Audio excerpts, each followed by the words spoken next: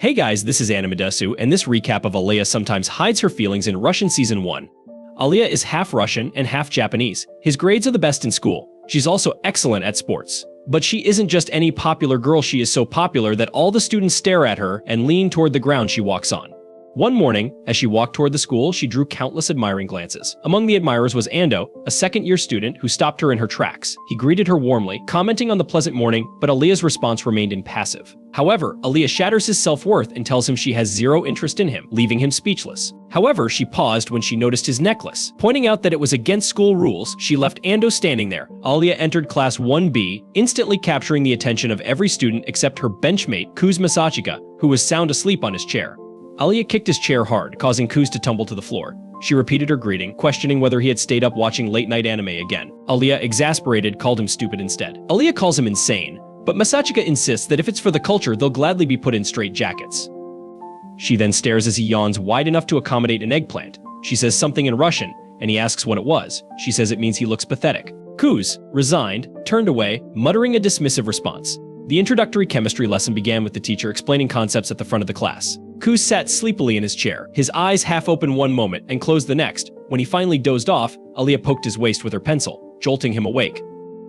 The teacher asks what the answer is, so Masachika looks to Alya for help. She points him to an answer and Masachika confidently repeats it, but he ends up being dead wrong. Kuz, feeling embarrassed, promised to do better, but the teacher admonished him for giving the wrong answer. Alya shot back with a sharp look, denying his claims as lies and slander. Alya claims she was pointing out the question number, but Masachika just knows she's full of it, especially with that evil smile. Alya then spoke something in Russian, causing Kuz's face to blush pink momentarily. When he asks what she said, she calls him stupid. In reality, Kuz understood Russian without Alya knowing. He knew she had actually said that he is cute. This wasn't the first time he had heard her say similar things before. Internally, Kuz fumed, knowing she thought he was clueless. 私はどこの問題かを教えただけ。ひどい言いがかりね。嘘つけ！笑ってんだよ！バーカって言ったのよ。なんだって？ミラシカ、ミラシカ。それさっきも言ったよな！Ай, покраснел, прям как лип. 誰が赤ちゃんだ、この野郎！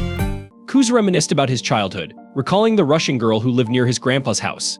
Imagining Alya's face turning beet red and her fainting if he ever revealed his secret understanding, Kuz quickly dismissed the idea.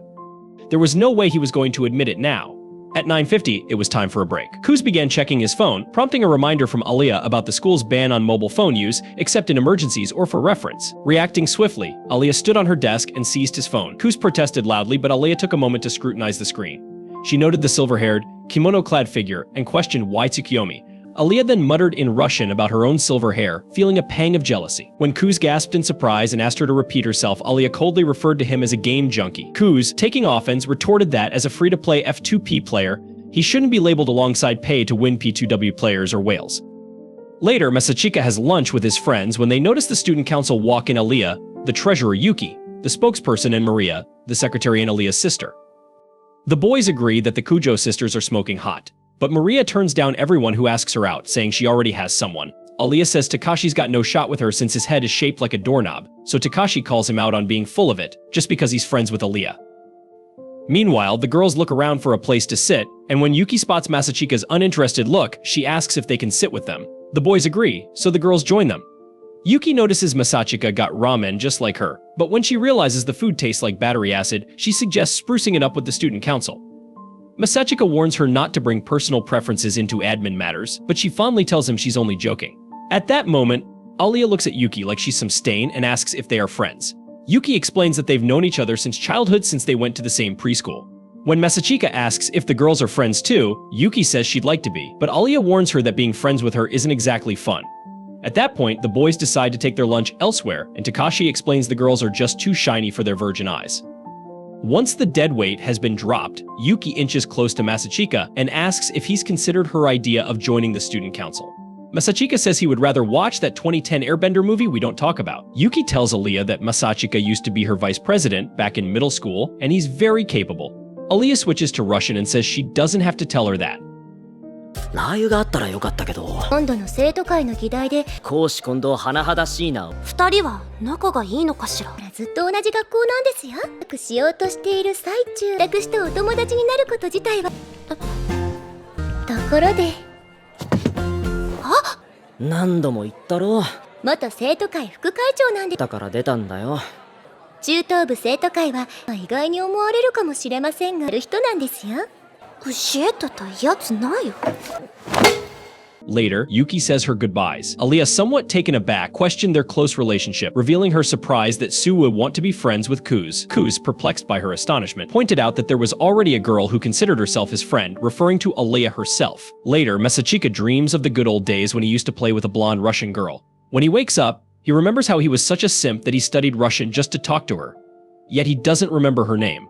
Arriving at school early due to day duty, Kuz entered the classroom and started cleaning. He organized the chairs and cleaned the blackboard. When Alya arrived, Alya was surprised at Kuz's early arrival, teasing him about it. Kuz, noticing her socks were dirty, inquired if she had stepped in a puddle. Alya explained that a truck had splashed her on the way to school, but she had spare socks. Alya then questioned Kuz about his past involvement with the student council alongside Suo, hinting at whether he'd join again. Kuz dismissed the idea, stating he wasn't interested. Alya seemed to want to say something but changed her mind, then asked Kuz to fetch her spare socks from her locker since she had taken off her dirty ones. Kuz reluctantly agreed, fetched the socks, and handed them to her. Masachika reluctantly agrees, but when she tells him to put it on her, he tries to chicken out. She says it would be a nice treat for him for helping her get it. Alya asked him to put the socks on for her. Kuz was taken aback, stammering in surprise, but Alya insisted it was a small favor in return for his help. When he asks what she said, she says she called him a coward. So Masachika grabs her foot and decides to do as she's asked. Alya starts freaking out, saying she wasn't ready yet, but Masachika tells her to stop squirming so he can get it in. However, he accidentally touches her in her restricted area, so she immediately kicks him in the face and gives him a peek of heaven in the process. 違うの？いえ、ご褒美。そりゃみんな当時。前から思ってたが、完璧主義かつ理想の自分、そしてその発散を。何？あ、いや、育児なしって言っただけよ。その必要はない。まあいいわ。そうだけど、何？さすがに育児なしと。ちょっと、心の準備が。どこ触って。Later, Alya gives him the cold shoulder, so he approaches her and tries to apologize. Kuz tried to apologize through messages but failed. During a break, he approached Alya, asking for forgiveness. When she tries to see if he's okay, he deflects and thanks her for giving him a preview of the promised Everland. Alya, initially cold, admitted she wasn't mad anymore and apologized for kicking him, prompting Alya to punch him hard and storm away. After 10 minutes chasing around, they both exhausted. Kuz sincerely apologized again, offering her oshiruko as a peace offering. Alya, initially suspicious of his motives, eventually accepted it, pretending she was thirsty. Alya muttered in Russian again, that have meaning offering a sip. Knowing what it meant, Kuz felt inner turmoil, but he chickened out and acted as he usually did. The next morning, Yuki asks Masachika to help her clean the council room. He reluctantly agrees since he's not used to physical work, but he meets up with her anyway. They start chatting, but then Alya appears from behind some boxes, looking and knowing how close Yuki and Masachika are. Masachika realizes Yuki probably set this up on purpose, knowing that Alya likes him. They start cleaning, and Yuki keeps chatting, which seems to irritate Alya even more. Alya tells Masachika to pay more attention to the work. Yuki sees this as the perfect time to leave, so she excuses herself and goes out suddenly. Masachika hears Alya mumble in Russian, saying she wants some attention and telling him to come closer. Masachika secretly understands Russian but is confused by her behavior. Luckily, they finish the cleaning quickly, and Masachika is about to leave when a tall senior enters the room. The senior is surprised to see the room so clean. Yuki tells him that Masachika helped, so the senior thanks Masachika and introduces himself as Ken, the president of the student council. Ken says he has heard a lot about Masachika from both Alya and Yuki, but Masachika feels uncomfortable and decides to leave. Ken stops him, insisting that since Masachika helped after school, he will buy him dinner. Masachika politely refuses, saying he was just helping friends. Before he can leave, Yuki jumps in and suggests that he accept the offer since he would have to cook for himself at home anyway. Ken decides for them and also invites both Yuki and Alya to join them for dinner later that evening. They all go to a diner. Ken thanks Masachika again for helping with the council work. Yuki mentions that Masachika is good at physical tasks and finishes them quickly. She also says he is an expert negotiator. Ken immediately recognizes his talent and offers him a position on the student council. Masachika politely refuses, explaining that he has done student council work before and didn't enjoy it in middle school. Ken agrees that it is a lot of work but mentions the benefits like automatic recommendations to the best colleges. Despite this, Masachika shows no interest as he simply wants to watch recaps and enjoy life. Unfortunately for him, Yuki won't stop pushing him to run for student council president again, just like they did in middle school. He firmly refuses. Ken mentions that Yuki will have tough competition because Alya is also planning to run for president. Surprised, Masachika looks at Alya for confirmation, and she nods, saying she will run against Yuki next year. Before they can discuss further, their food arrives. After dinner, they part ways with Ken and Yuki heading in one direction, leaving Masachika to walk Alya home. On the way, Masachika asks Alya if she is really going to run against Yuki, but Alya seems reluctant to talk about it and tells him she will go on her own from there. Masachika says goodbye and heads home, only to find Yuki sprawled on the couch reading a romantic novel. It turns out Yuki is actually Masa's sister, but she pretends to be his love interest to make Alya jealous and more interested in him. He tells her he doesn't need her help and goes to bed. はいはい、ヒロインと一緒に歩くなとか見たらなんとなくわかるっしょ。いや、なんでいる？だって今日こっちにと。いや、お前が言うな。学園では幼馴染設定でと。設定じゃねえし。小さい頃に仲良くしてた人。実の兄弟もまた幼馴染は全て共存可能なのだよ。へりくつじゃないです。お約束だな。マジで？バカ野郎！ The next morning, Yuki wakes Masachika up by jumping on his bed, even though it's a Sunday. She drags him to a mall for breakfast and then tries to get him to watch a movie with her. He refuses, and they head to a nearby clothing store. Noticing Yuki's changed behavior, he asks her what's going on.